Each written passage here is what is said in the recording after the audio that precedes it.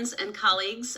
This week on Behavior Bites, we're going to be talking about one of my very favorite and most often used tools because it's so handy and it has so many applications that I think you're going to realize that not only do I regularly already use this tool, but if I am a little more intentional about using this tool, it can probably be really effective for handling a wide variety of behavior challenges in my classroom. So the tool I'm talking about is called Response Interruption / Redirection. And I'm going to ask you to just take a moment sometime today to think about a particular student that you've had a behavior challenge with. And I want you to imagine that their behavior, when it's at its worst, is like a full-fledged fire, okay?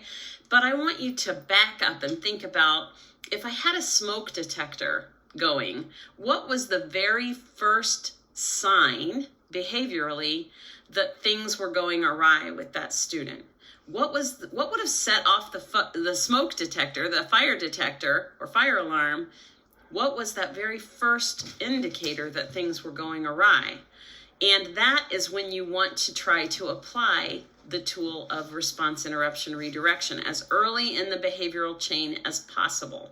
Now you can apply it at any point during the behavioral escalation, but the reality is that sometimes strategies are most effective when they're used when the fire is itty bitty instead of when it's humongous. Just like if we have a small fire in our kitchen start on the stove while we're cooking, we might be able to get it with the fire extinguisher. But after it's left to kind of be unattended and continue to grow and grow, it gets to the point where that fire extinguisher is not going to work for you.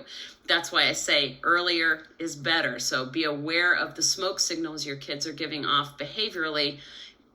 It might be a grumble, it might be a heavy sigh, it might be a this is stupid, it might be shoving in their papers, it might be heavy walking across the floor. People give clues as to their emotional state, and so you can be on the lookout for those early smoke signals. And I would say with any student that you have regular behavior challenges with, it is well worth your time to have that thought process and that conversation with other people that know that child about what is the earliest sign, because then you can go to your toolbox. Now we all have tools in our house. Some of them we keep in a big box in the garage because we don't use them that often. Maybe they're even in the shed. They have a very specific use. They're expensive. They're difficult to use. They require training. We all have those and we need them for certain situations. And just that, in the same regard, we have tools and strategies that we use for behavior that sometimes require more training or more effort or more lead time or more planning ahead. But we also, in our house, keep a smaller toolbox, most of us, either in the kitchen or in the utility area, someplace where we can get at it quickly with tools that don't require a lot of training or a lot of lead time. They're just simple, easy tools that have a lot of purposes and a lot of applications. Screwdrivers, hammers, pliers, right? We keep usually a small, easy to access box of those handy in the house to use because there's so many applications.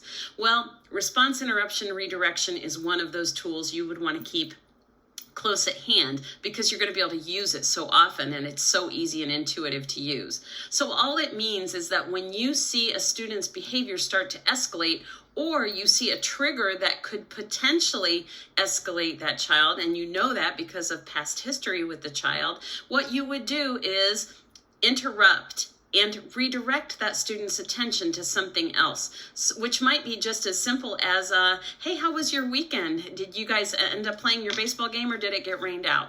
Change of conversation. It might be telling a joke, not at the student's expense, but get them to laugh a little bit. It might be sending them on an errand. And it doesn't have to be a legit errand. It doesn't have to be real. One of my favorite response interruption redirection strategies as a teacher was that I had a sealed envelope that had nothing in it that said very important. And if I saw a student that seemed to be needing a little bit of a break, or that I wanted to de-escalate an escalating behavior or stop an interaction with another student, I could say, excuse me, Michael, can you take this down to the office for me real quick? automatically bounces that student out of a stressful or escalating situation. And the secretaries knew that my very important envelope meant nothing other than that student needed a little bit of a purposeful break.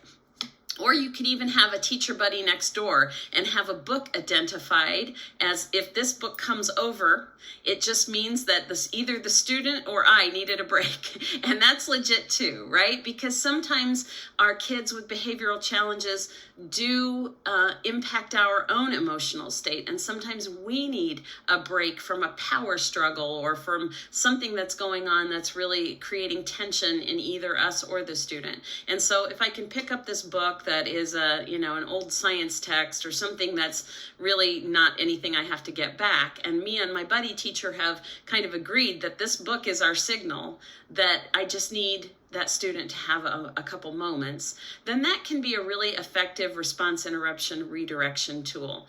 You could, if you've got a paraprofessional and that student requires movement breaks, then that might be, maybe it's a particular pass that you hand off to the paraprofessional that is the signal that this would be a good time to take a walk and get a drink and do some of those stretching exercises that we talked about, or whatever your intervention plan is. But the main idea is to keep it simple, keep it early in the behavioral chain, and to make it something that is not bringing attention to the student's behavior. It's just kind of a redirection to get the student's mind off of whatever is causing them stress, frustration, anger, dysregulation in some way.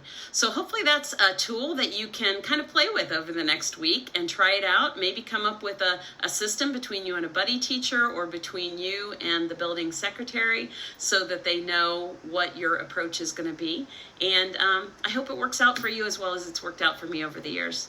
Thanks. Have a great day.